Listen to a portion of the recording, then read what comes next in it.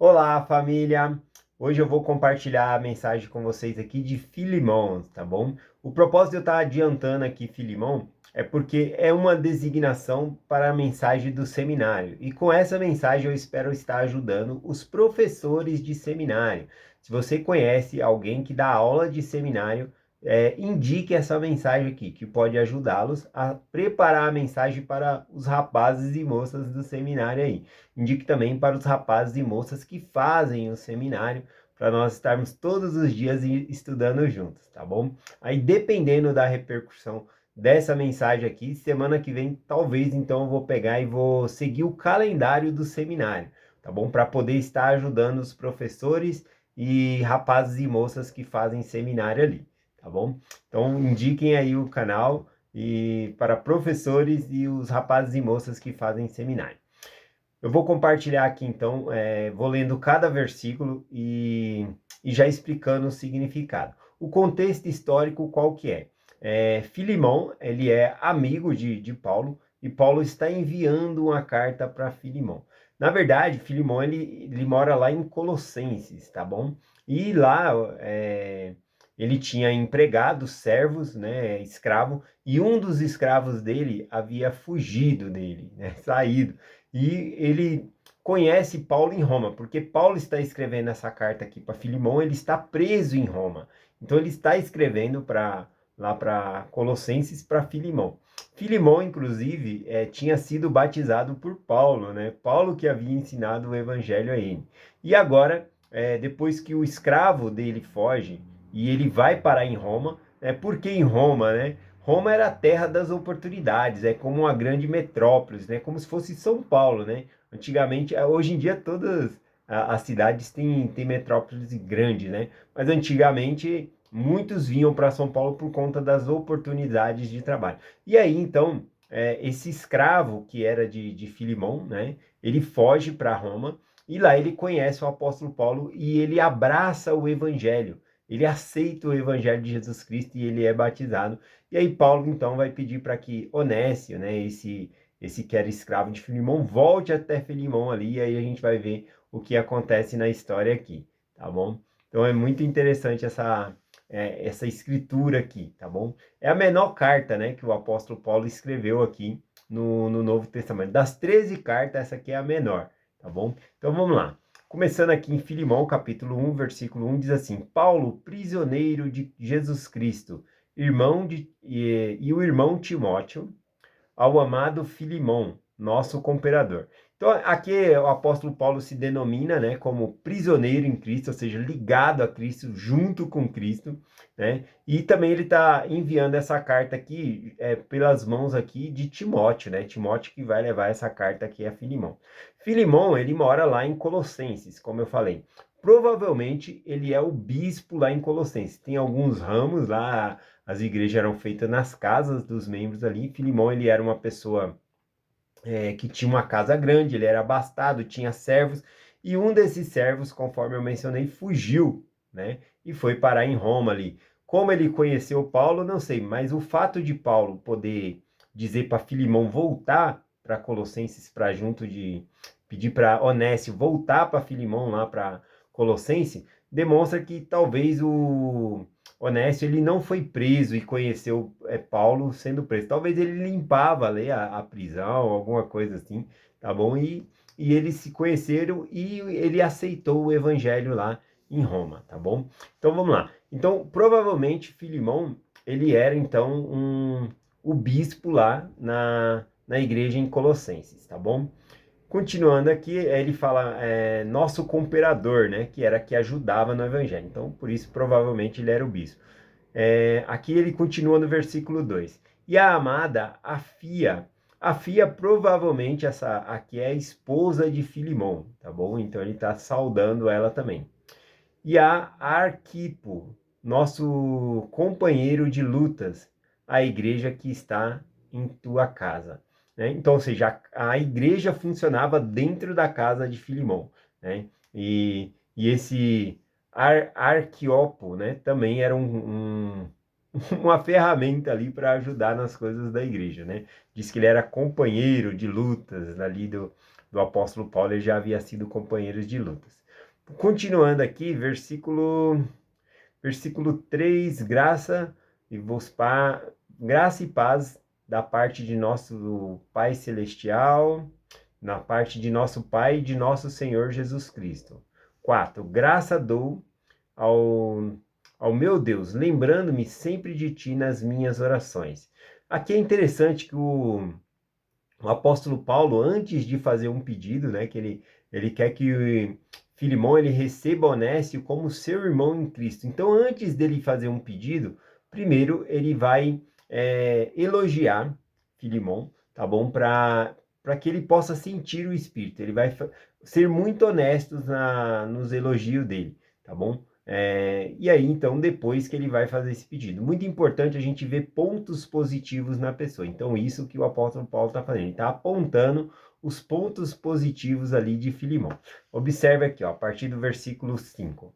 Ouvi a tua caridade da fé que tens para com o Senhor Jesus Cristo e para com todos os santos, né? Então, ele já tinha ouvido falar da caridade, do amor que Filemão tinha ali pelos membros da igreja, pelo Senhor, para que a comunhão de tua fé seja eficaz no conhecimento de todo o bem, em que vos há por Cristo Jesus.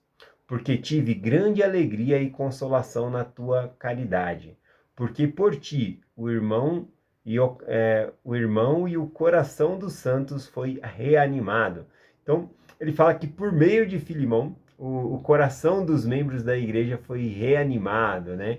Essa palavra aqui, reanimado, deixa eu ver se eu peguei. Eu peguei ela mais para baixo aqui, que ele vai repetir. E aí eu peguei a tradução no grego, né? O significado, é um significado forte, né? De reanimar, dar força, encorajar.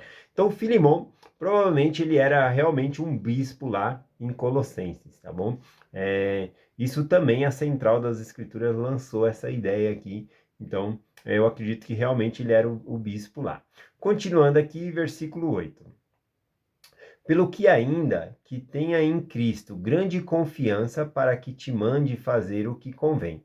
Aqui o apóstolo Paulo agora ele está fazendo o pedido, né? O desejo que ele quer que Onésio seja recebido por Filemão, mas como irmão na fé, né? Então ele começa aqui a palavra, né? Pelo que isso indica que ele está pedindo algo a Filemão aqui, né? Mas que é algo que vai trazer satisfação também a Filemão, né? Ou seja, ele fala, com grande confiança para que para te mandar para te mandar fazer o que convém, ou seja, eu estou pedindo algo para você que é algo que convém aos dois, ao apóstolo Paulo e a Filemão, tá bom? Vai ser algo que convém a eles, que é bom, tá bom? Então ele tem confiança que ele pode pedir isso.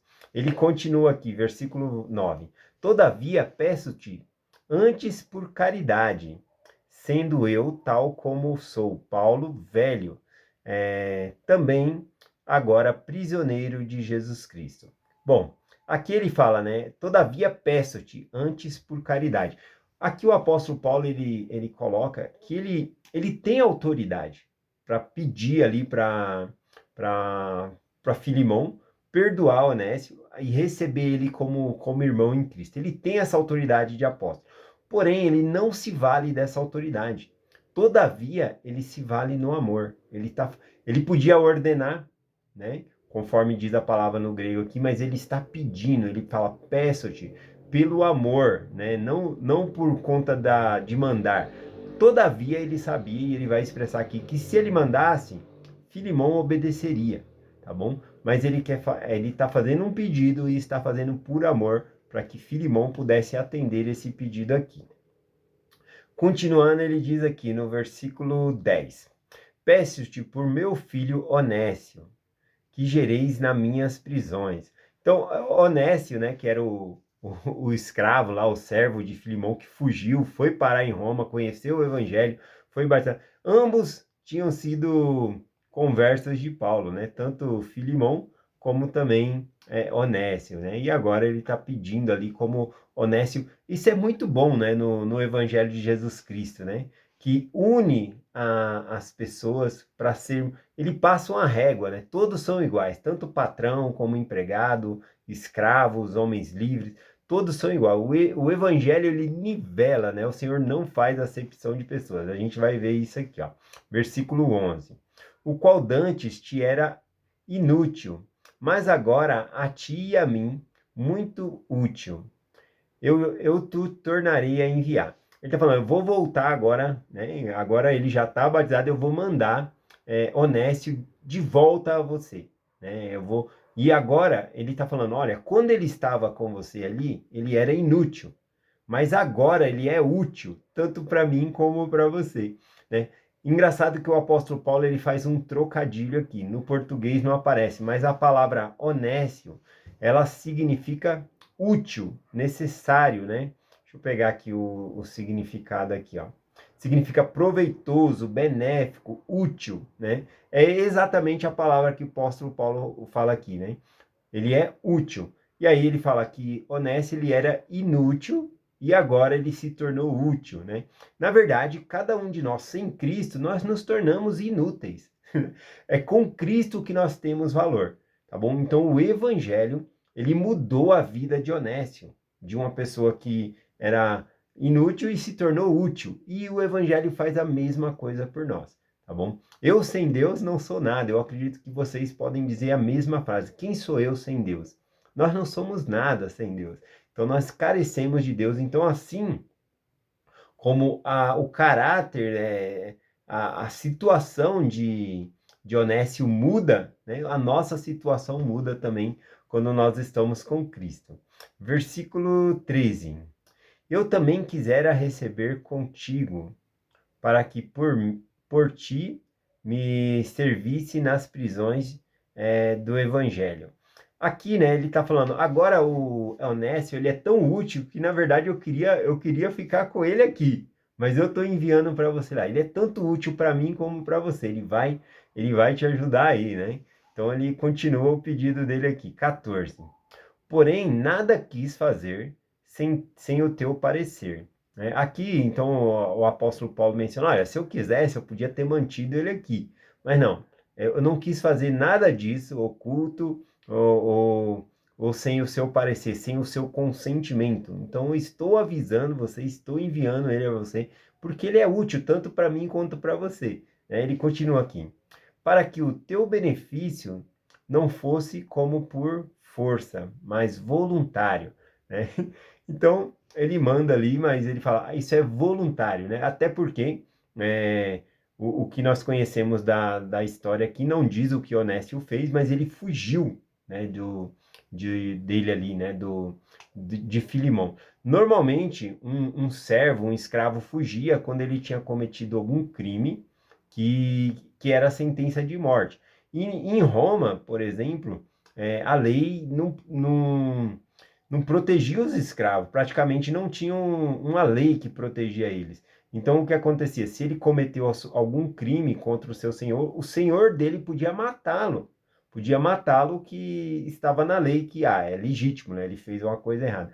Então, não tinha leis que protegia ali os escravos. Então, provavelmente ele cometeu alguma coisa e ele teve que fugir para não morrer, tá bom? Mas agora, por meio dessa carta aqui, o apóstolo Paulo está enviando Filimão, Onésio de novo a Filimão, né? E vai pedir que o receba ali como irmão na fé. Versículo 15.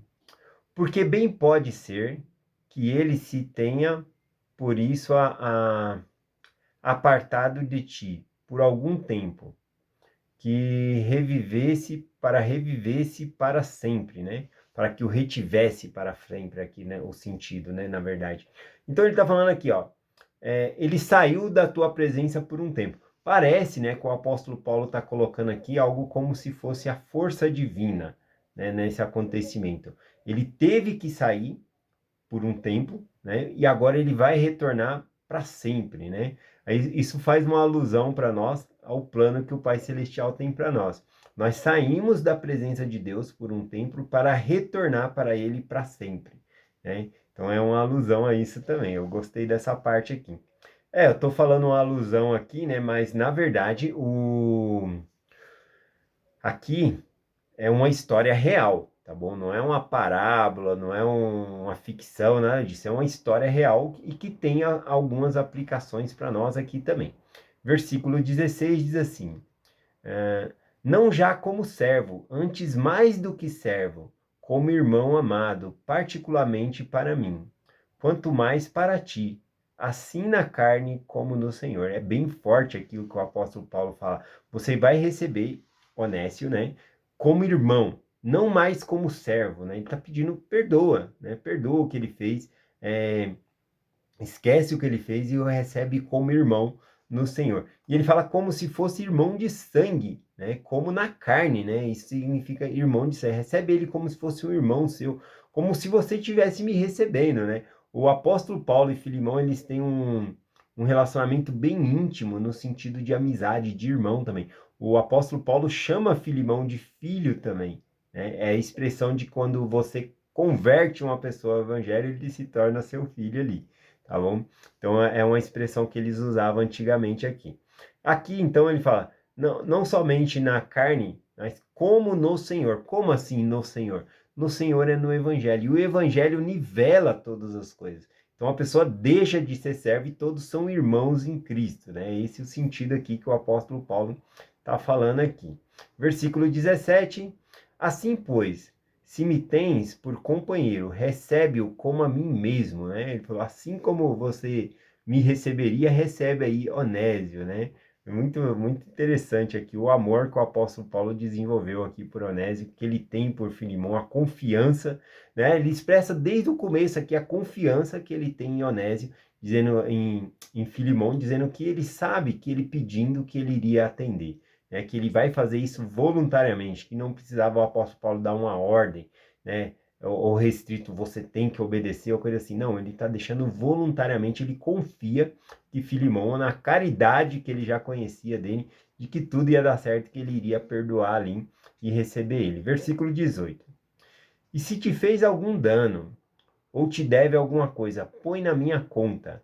Aqui é muito interessante, né, essa parte, porque ele fala, olha, se Onésio ficou te devendo alguma coisa, ele causou algum dano, roubou alguma coisa, perdoa, põe na minha conta, eu pago, né? Aqui a gente poderia colocar Paulo como se fosse um mediador, né? Como Jesus Cristo, ele é o nosso mediador. Os meus erros, as coisas que eu fiz errada, o Senhor pôs na conta dele, ele pagou por meio do sacrifício expiatório dele. Meus pecados são apagados na cruz, né, por meio do sacrifício de Jesus Cristo. Então é esse sentido aqui que é uma aplicação para nós também. Versículo... tem um outro aqui que eu ia compartilhar, né? Quando eu estava lendo esse versículo aqui, eu lembrei também de Moisés, lá em Êxodo 32, 32.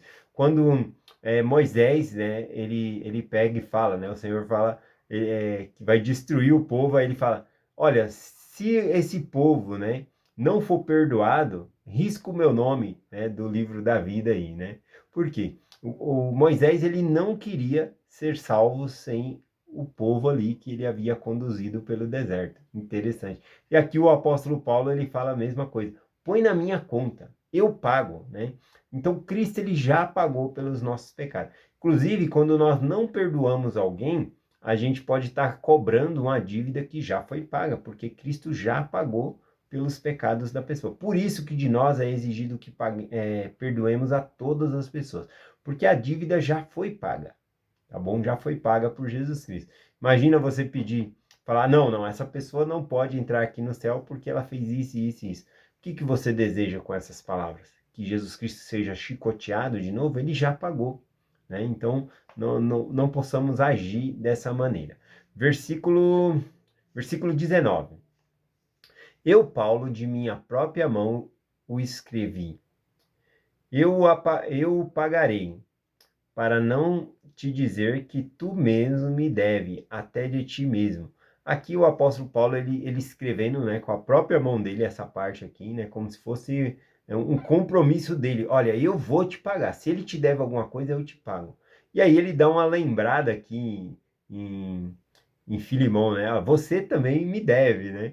Ou seja, nós todos somos devedores do Senhor. Então, quando na oração mesmo do Pai Nosso, o Senhor fala, perdoai as nossas dívidas como nós também perdoamos os nossos devedores. Nós temos uma dívida. Aqui lembra também a parábola, né, do servo incompassivo, né, que teve uma grande dívida perdoada, mas na hora de perdoar o outro ali, não foi capaz de perdoar. Então, aqui ele está se dirigindo a Filemão, né? Põe na minha conta, você também me deve. Todos nós somos pecadores. Por que eu vou ficar segurando o pecado dos outros, não perdoando, né? Não faz sentido nenhum. Versículo 20 diz assim: Sim, irmão, eu me regozijo de ti no Senhor. Reanima o meu coração no Senhor. Então, essa palavra aqui, quando ele diz assim, ó, eu me regozijo de ti no Senhor, ela, em algumas traduções aqui, ó, em 3 traduções diferentes da Bíblia aqui, traz da seguinte maneira aqui, ó. Eu quero que receba de ti no Senhor este benefício. Ou seja, eu quero receber de ti, Filemão, esse benefício do Senhor, né? Ou seja, o perdão. Como se ele perdoasse Onésio, seria como se estivesse perdoando o próprio apóstolo Paulo, né? É interessante como o apóstolo Paulo ele se ligou ali em Onésio, né? Então, é isso, né? Eu achei fantástica essa parte aqui. Versículo 21. Escrevi-te e confio na tua obediência, sabendo que ainda farás mais do que te digo. Olha, ele confia, né, que Filemão vai perdoar Onésio, que vai o receber ali mais do que como irmão, vai ser mais generoso ainda, né? Olha só a confiança que o apóstolo Paulo tem ali em Filemão, né? Ele acredita na obediência, porque primeiramente ele acredita que Filemão ele é obediente a Deus, né? Então ele acredita nessa obediência aqui que ele vai fazer isso. Versículo 20 aqui, ao mesmo tempo, prepara também pousada, né? O apóstolo Paulo desejava ir lá também em Colossenses assim que possível. Para que eu espero pelas vossas orações, vos eis de ser concedido. Ele fala que por meio das orações que Filemão faz ali, ele acredita que ele seria livre da prisão e iria lá novamente aos Colossenses, tá bom? Então é interessante essa parte também. O restante aqui do capítulo, ele vai dando saudações, se despedindo das pessoas lá. Então essa carta aqui, ela é tanto para Filemão, algo pessoal, mas também a gente vê um tom de se dirigindo às igrejas, tá bom? Um dos comentaristas aqui, não, só a base de especulação, né? Diz que esse Onésio aqui, depois ele se torna um bispo em outra igreja ali também, né? Eu gostei da ideia, né? Porque ele se torna uma nova pessoa, né? Mas não tem nenhum amparo bíblico para dizer isso. Mas eu gostei da ideia, né? De que realmente, porque a gente não tem, né? Essa carta é enviada para Filemão, a gente não tem a resposta, a gente não sabe como Filemão recebeu Onésio ou coisa assim, mas eu prefiro acreditar que o apóstolo Paulo ele sentia as coisas, que assim como ele sentiu, né, que não era necessário ordenar, que ele confiava que Filemão ele seria obediente, então ele conhecia o amor que tinha. Então é provável que todas essas coisas que o apóstolo Paulo falou aqui, aconteceu do jeitinho que o apóstolo Paulo falou. Houve o perdão, houve o abraço ali, recebeu como irmão, né? E ainda foi além da medida do que o apóstolo Paulo esperava, como o próprio apóstolo Paulo menciona aqui, tá bom? Então é essa a mensagem que eu compartilho com vocês, em nome de Jesus Cristo. Amém. Até amanhã.